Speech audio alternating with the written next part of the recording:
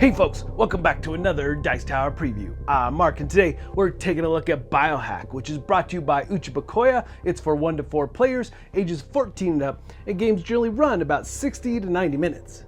Dr. Johann Maischberger caused a stir in the scientific academia for playing God with his experiments. The young researchers involved in his experiments were all expelled from the academia due to the unethical work.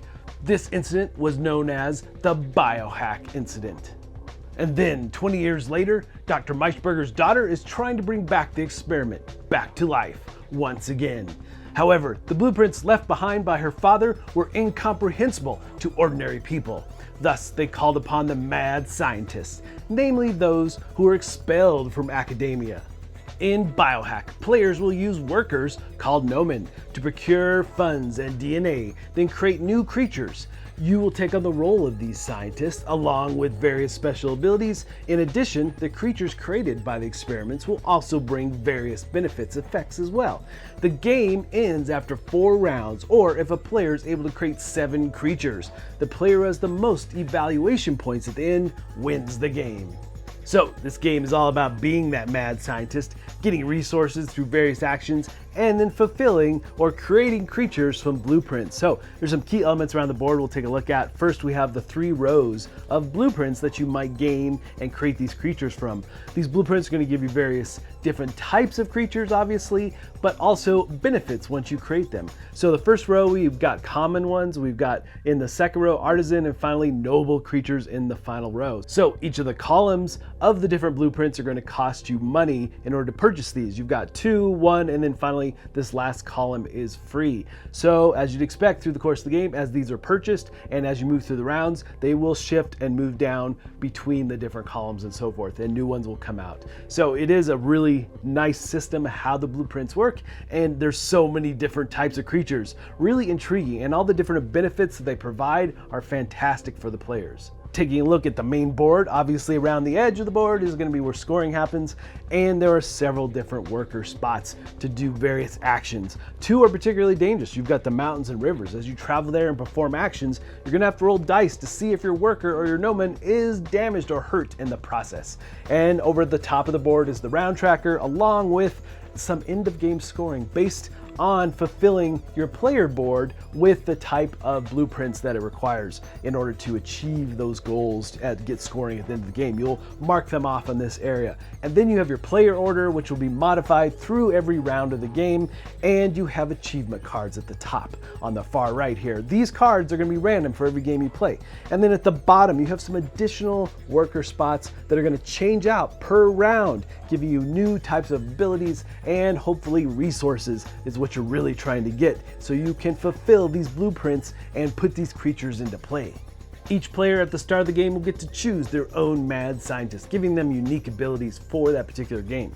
Now, your player board is where you'll be placing all the blueprints once you've created your monsters and you put them into play, giving you special benefits through the course of the game as well. But these boards have an A and B side. The A is the more common, what they suggest you start with. B just gives you more options. So each player will get those and set those up and get ready. Now, you're going to get to choose 2 blueprints right out of the gate. You won't have to pay for them. It's free.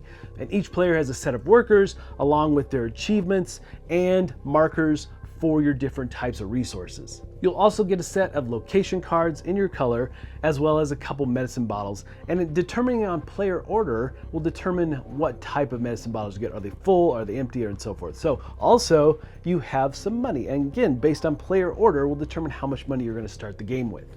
Taking a closer look at this player board, you'll see there's 3 rows, just like the blueprints. You've got common, artisan, and noble, and you can only create a certain number of these different types of creatures. So again, you're trying to get 7 of these in play and in the game. And then you have a nice round tracker, what's happening per round. It's very clear. We'll go over it in just a sec.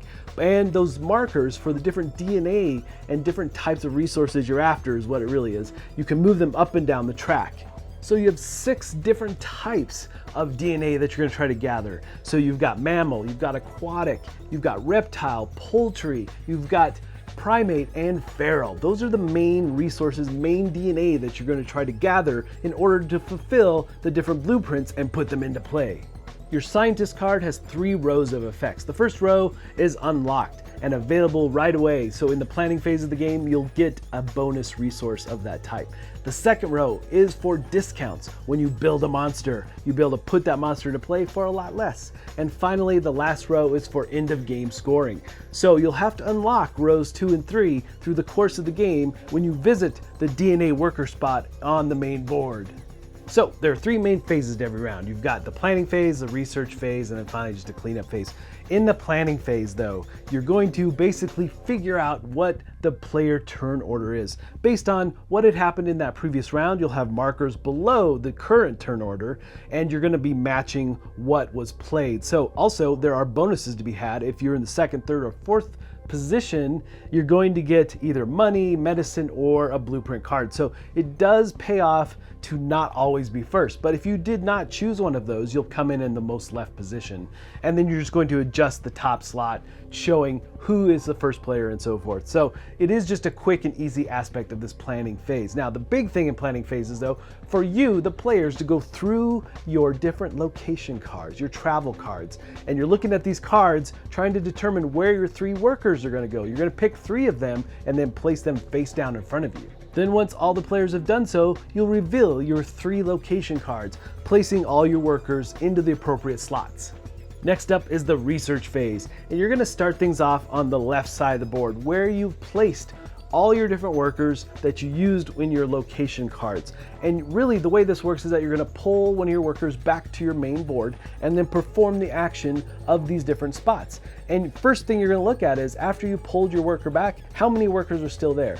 Based on that will determine your bonus. It's very straightforward, very simple. There's arrows to show how many of a different type of resource you get and so forth. But these different spots are going to do various things as you expect. Here you're going to get, in the basement, you're going to be able to get additional blueprint cards. At the bank, you're going to get money and evaluation points, scoring points around the edge of the board. And at the hospital, your workers can become injured, so you can get medicine as well as resources. And then finally, in the mountains and rivers, every time you perform an action here, you pulled your worker away, you're gonna have to roll the dice to see what happens. So you'll collect the DNA bonus based on how many players are still there, but then you may also get additional bonus from the dice, but you may also become injured. If your Noman is injured, you'll lay them flat on your player board to show that they need some medicine before they can come back into play. So as an example, I've taken my worker off the river space. I'm going to roll the dice, and it shows that I get a feral DNA and also injured my worker. But because there's 1 worker left, I can choose between 2 different types of DNA. I can get 2 of the aquatic, or I can get 1 of the reptilian and move up the track on my player board. The right side of the board is all about experimentation. Now, you have to have workers available in order to take advantage of these, but you'll move into the main slot. Now, you have a couple choices below the main slot that might give you additional bonuses and do other things for you, but you'll still get to take advantage of what the main action does. So for Bioform, you're going to be building your creatures. So you have to have the resources available. You'll pay those resources and put your card into play. Now, just like your mad scientist, you'll have benefits for putting these into play. They're going to do all kinds of different things for you. They may give you discounts when you build other monsters and so forth. So you'll take a look at the bottom of the cards and all the different possibilities that might help you out. Also, on this Bioform, you might choose to get a resource and perform the main action, or you might place your round marker preparing for that next round.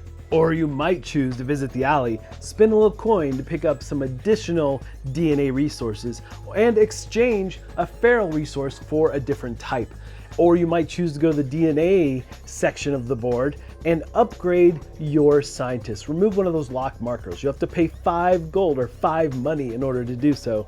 And you also have the option of placing your achievement. If you fulfilled one of the achievements of the cards at the top of the board, you can place your achievement marker on it, which will score you points at the end of the game. Now, again, these cards will be variable. Every time you play, different achievements will be here. Also, at the very bottom of the board are the downtown spots. Now, only 1 player can place their worker here. This is a one-shot because these will go away at the end of the round. After all players have passed, then it's time to move to the cleanup phase. First thing you're doing is you're checking the blueprints. This last column will get discarded and you'll move in new monsters or new blueprints. And all the players will gather all their workers from the board. And you will also check to see if you have already unlocked that second row of your scientist and you utilize that special ability, you'll take the token off showing that it was utilized. And then you refresh the downtown row. So you'll take all these tokens off the board and you'll place new ones out for the next round.